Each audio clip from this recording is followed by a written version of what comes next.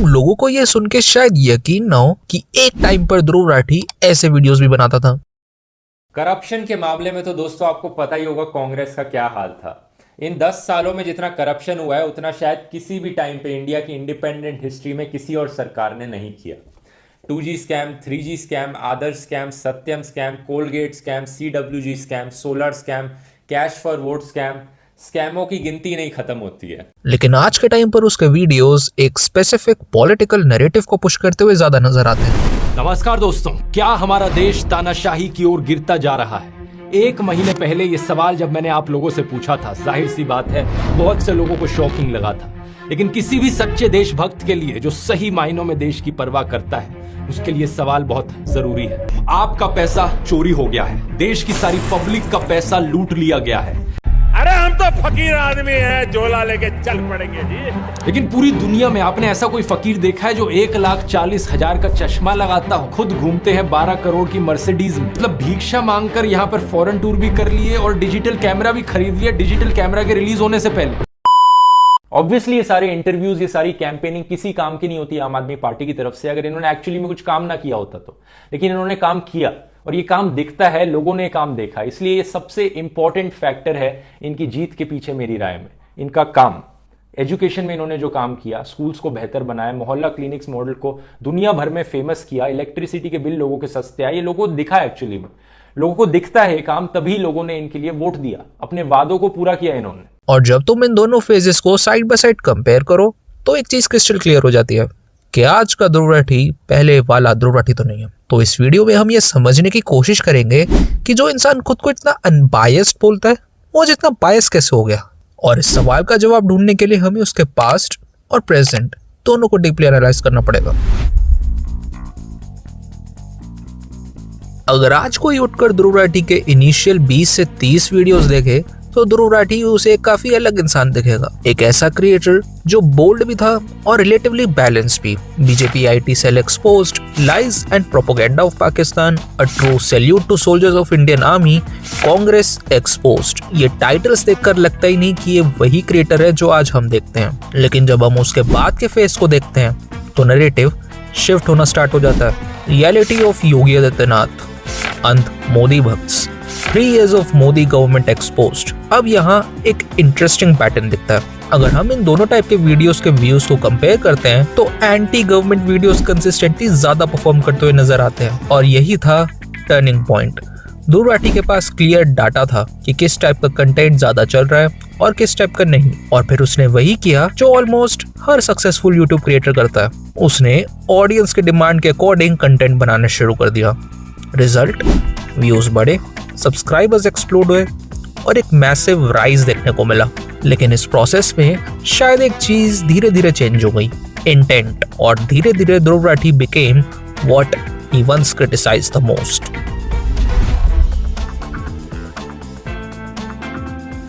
अब तक anti government का फॉर्मूला काम कर रहा था, लेकिन अननोइंगली ध्रुव राठी ने अपने चैनल पर एक ऐसी ऑडियंस बिल्ड कर ली थी जो स्पेसिफिकली एंटी बीजेपी या एंटी मोदी कंटेंट कंज्यूम करना पसंद करती थी। और यही से प्रॉब्लम स्टार्ट होती है, क्योंकि वो चाहे भी तो ओपनली गवर्नमेंट के फेवर में कंटेंट बनाना उसके लिए काफी रिस्की हो जाता है। हाँ, कभी कभी अपने वीडियोस के बीच में वो छोटी मोटी तारीफ कर देता है, लेकिन क्या तुमने कभी उसके चैनल पर एक डेडिकेटेड पॉजिटिव वीडियो देखा है इस गवर्नमेंट के लिए?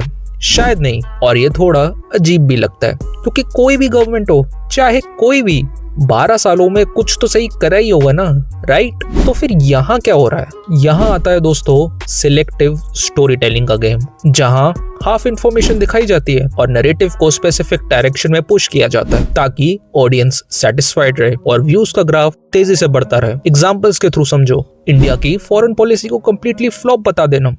89 फॉरेन ट्रिप्स, 75 से ज्यादा देशों के दौरे किए, हजारों करोड़ रुपए टैक्स पेयर का खर्च हुआ।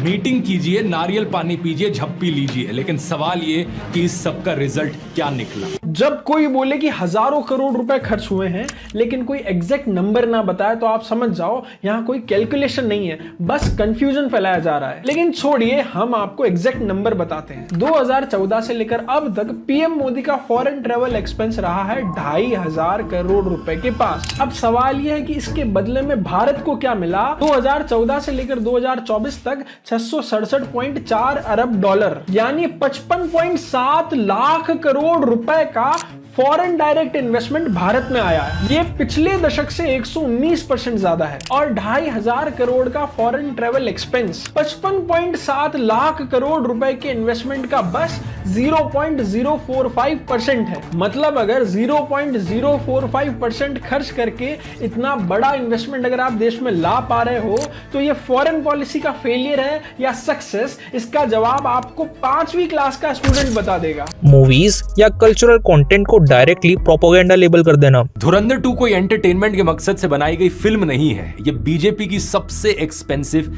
इलेक्शन एडवर्टाइजमेंट है। श्री राम और कृष्ण मांस खाते हैं ऐसा कहना, ये सब एक पैटर्न शो करता है। इंफॉर्मेशन सिर्फ दिखाई नहीं जा रही बल्कि शेप की जा रही है। अब दोस्तों, ये वो स्टेज है जहां ट्रांसफॉर्मेशन और भी ज्यादा विजिबल हो जाता है। पहले सिर्फ क्रिटिसिज्म था, लेकिन धीरे धीरे कंटेंट एक डायरेक्शन लेने लगता है जहां ऑपोजिशन नैरेटिव्स को इनडायरेक्टली एम्पलीफाई किया जाता है, जैसे स्पेसिफिक पॉलिटिकल पार्टीज पर फेवरेबल कंटेंट। ये डॉक्यूमेंट्री 2024 के उस दौर के बारे में है जब देश के इतिहास में पहली बार एक सिटिंग चीफ मिनिस्टर को अरेस्ट कर लिया गया। इनफैक्ट हालत ये हो रखी है कि दुग्गल साहब के खुद के फैंस इस वीडियो के बायस को गरिया रहे हैं। इलेक्शंस के टाइम पर एक साइड के नैरेटिव्स को हाईलाइट करना। चुनाव के बीच एक पार्टी है बीजेपी, जिसकी सरकार में किसान ने मिल लिया कुछ नहीं और देश में दंगे और हो गए। इनके नेता इब भी भाषण में बस नफरत और डर फैलाने लग रहे हैं। दूसरी पार्टी है कांग्रेस इंडिया अलायंस, जिनने अपने मैनिफेस्टो में स्वामीनाथन कमीशन आड़े एमएसपी का वादा किया है, लीगल गारंटी के साथ सीधा आपके खाते में। तय भी ये चीज थार पे छोड़ दी है। अक नफरत ताई वोट करोगे, अक अपने परिवार के बढ़िया भविष्य ताई। इंस्टीट्यूशंस पर सीरियस एलिगेशंस लगाना, और सबसे इंटरेस्टिंग बात, तुम उसके चैनल पर ऑपोजिशन गवर्नमेंट्स की स्ट्रॉन्ग क्रिटिसिज्म शायद ही देखोगे, लेकिन सिटिंग प्राइम मिनिस्टर पर हार्श कंपैरिजंस इजीली मिल जाएंगे। अब यहाँ एक जेन्युइन सवाल उठता है, अगर मीडिया चैनल्स को एक स्पेसिफिक नैरेटिव पुश करने पर गोदी मीडिया कहा जाता है, तो क्या एक यूट्यूबर को भी सेम स्टैंडर्ड्स पर जज नहीं करना चाहिए? क्या है पॉसिबल है कि जिसे वो क्रिटिसाइज करता है आज वो खुद वही बन चुका है? तो दोस्तों, आज के इस पूरे वीडियो से अगर हम एक सबसे इंपॉर्टेंट चीज सीख सकते हैं तो वो ये है कि आज की दुनिया में कोई भी कंप्लीटली न्यूट्रल नहीं है। हर इंसान के अपने एक्सपीरियंसेस होते हैं, अपनी बिलीव्स होती हैं, अपनी आइडियोलॉजीज होती हैं, और इन सब का इम्पैक्ट नेचुरली उसके ओपिनियंस पर पड़ता है। ध्रुव राठी भी इस रूल का एक्सेप्शन नहीं है। लेकिन प्रॉब्लम बायस होने में नहीं है, प्रॉब्लम तब होती है जब बायसनेस को न्यूट्रलिटी के नाम पे बेचा जाता है। जब एक क्रिएटर अपने आप को अनबायस्ड बोलता है लेकिन सेलेक्टिवली इंफॉर्मेशन दिखाता है, जब वो ऑडियंस को सिर्फ एक साइड का नैरेटिव फीड करता है, तब वो सिर्फ कंटेंट क्रिएट नहीं कर रहा होता, वो परसेप्शन शेप कर रहा होता है। और इसी जगह पे हमें एज व्यूअर्स थोड़ा स्मार्ट बनना पड़ेगा। ब्लाइंड ट्रस्ट करना बंद करो, हर चीज को क्वेश्चन करो, और सबसे इंपॉर्टेंट, एक ही सोर्स से अपनी ओपिनियन मत बनाओ, क्योंकि सच हमेशा एक ही वीडियो में मिले या एक ही क्रिएटर के पास हो या एक ही आइडियोलॉजी में मिले, ऐसा हो नहीं सकता। सच मिलता है जब तुम मल्टीपल पर्सपेक्टिव्स देखते हो और खुद डिसाइड करते हो कि क्या सही है और क्या नहीं। तो अगली बार तुम किसी भी क्रिएटर को देखो, चाहे वो ध्रुव राठी हो या कोई और, उसे ब्लाइंडली फॉलो मत करो, उसे चैलेंज करो, समझो और फिर डिसाइड करो।